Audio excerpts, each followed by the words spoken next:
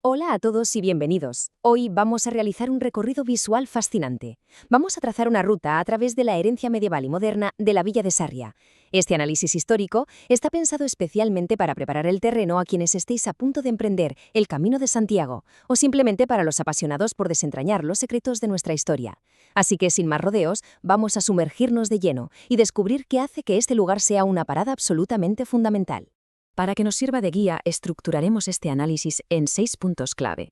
Primero veremos la evolución de la Sarria medieval, luego subiremos a la fortaleza, exploraremos el monasterio de la Magdalena, analizaremos su arte renacentista y barroco, hablaremos del papel de los mecenas locales y por último nos centraremos en la figura de Elías Baliña. En resumen, desde los orígenes de la villa hasta el renacimiento moderno de la ruta jacobea. Arrancamos con nuestro primer punto, la evolución de la Sarria medieval. Porque claro, para comprender verdaderamente este lugar hay que entender cómo este punto de paso pasó de ser un diminuto asentamiento en la Edad Media a la cabecera comarcal que es a día de hoy. Fijaos en esta cronología. Aunque la villa arranca oficialmente en el año 1194, fundada bajo el amparo del rey Alfonso IX para proteger a los peregrinos, su trazado casi no cambia durante siglos. No es hasta bien entrado el siglo XIX cuando ocurre la gran transformación. Primero en 1851, con la apertura de las carreteras estatales, y luego en el 80, cuando la llegada del ferrocarril moderniza definitivamente el centro urbano y rompe por fin esa estructura puramente medieval. Y para ponerlo en perspectiva hay un dato que me parece alucinante, el número 75. Resulta que a finales del siglo XVIII, Sarria seguía siendo una pequeña villa alargada que tenía apenas 75 casas. Imaginaos, era mucho más pequeña que aldeas vecinas como Vilar de Sarria, que ya rondaba las 90 viviendas, y ni qué decir de Portomarín. Parece mentira pensar en lo mucho que ha crecido, ¿verdad? Bueno, pasamos al punto número 2, nuestra visita a la fortaleza. Si caminamos por el centro histórico casi de forma natural, nuestros pasos nos van a guiar cuesta arriba hacia las imponentes ruinas del antiguo castillo de Sarria. Plantear esta ruta implica una subida preciosa que podemos dividir en 3 pasos muy sencillos. Primero, ascendemos por los senderos bordeando los restos de la vieja muralla. Segundo, hacemos una paradita estratégica en la iglesia de San Salvador, que es un lugar fantástico para coger aire y apreciar el entorno. Y el tercer paso es coronar la cima hasta llegar al mirador.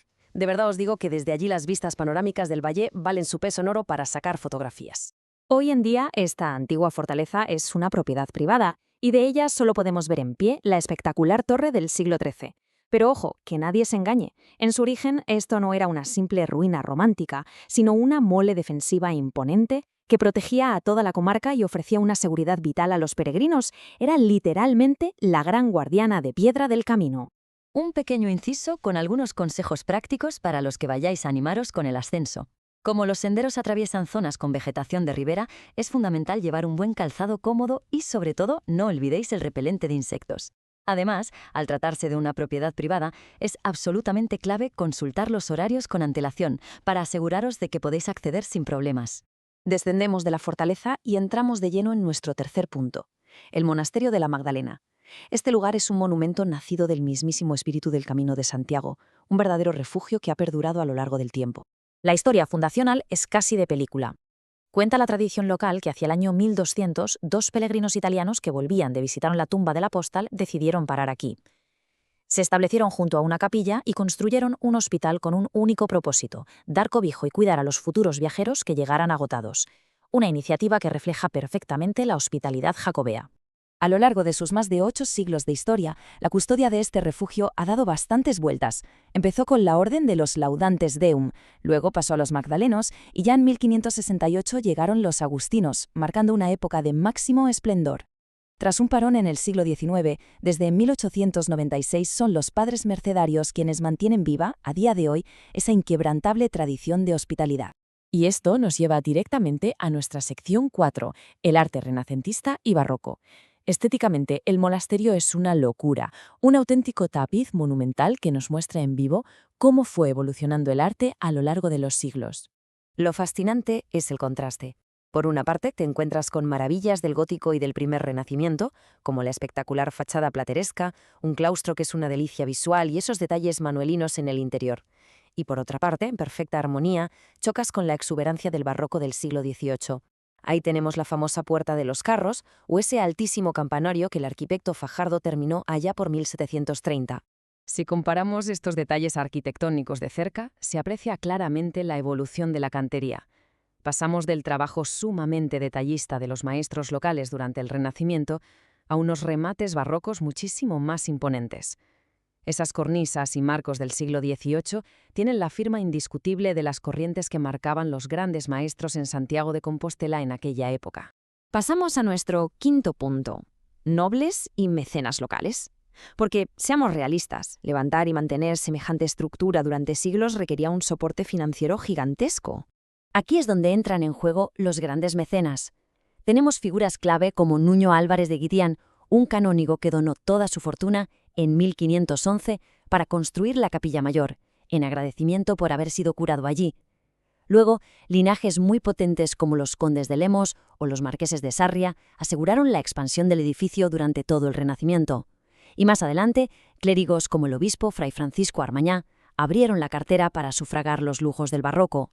Y toda esta influencia nobiliaria la podéis ver literalmente esculpida en piedra. Al entrar en el templo os rodearán imponentes escudos de armas y sepulcros súper elaborados.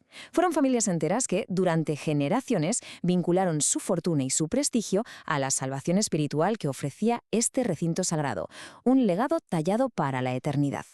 Y llegamos a nuestro último gran bloque, la sección 6, Elías Baliña y el Camino. Dejamos atrás la Edad Media y damos un salto hasta el siglo XX para hablar del renacimiento de la ruta impulsado por un hombre absolutamente irrepetible. Para entender a este visionario, párroco de Ocebreiro, hay una anécdota que es buenísima. Él iba con su viejo Citroën pintando marcas por todas partes. Un día, en la zona de los Pirineos, lo para la Guardia Civil. Lo ven con un cubo de pintura y una brocha y le preguntan qué está haciendo. Su respuesta, con un sentido del humor genial, fue: «Estoy preparando una invasión desde Francia». Y vaya si la estaba preparando. El método de Baliña fue tan brillante como sencillo. Utilizó pintura amarilla porque era muy visible y resistente y se dedicó a marcar sistemáticamente cada cruce desde Roncesvalles hasta Santiago. Pero no se quedó ahí. Entre 1985 y 87 redactó el Boletín del Camino, conectando a los entusiastas de toda Europa y plantando la semilla de las actuales asociaciones de amigos del Camino de Santiago. Su enorme esfuerzo nos ha dejado un legado indiscutible. Esos primeros trazos rudimentarios de pintura aplicados por un solo hombre, convencido de la magia de esta ruta, se han convertido en un icono universal. Hoy en día esa sencilla flecha amarilla es el faro que guía los pasos de millones de caminantes de todo el mundo. Así que para terminar, tras haber recorrido todo este camino, desde la antigua fortaleza y los monasterios hasta las famosas flechas amarillas de nuestra época, nos queda claro que Sarria nos aporta la base histórica, pero la ruta sigue viva. Todo esto nos deja una gran reflexión. Mientras estas piedras milenarias nos allanan la travesía, cabe preguntarse cómo vais a dejar los futuros peregrinos vuestra propia huella en el infinito legado del camino. Muchísimas gracias por acompañarnos en este viaje por la historia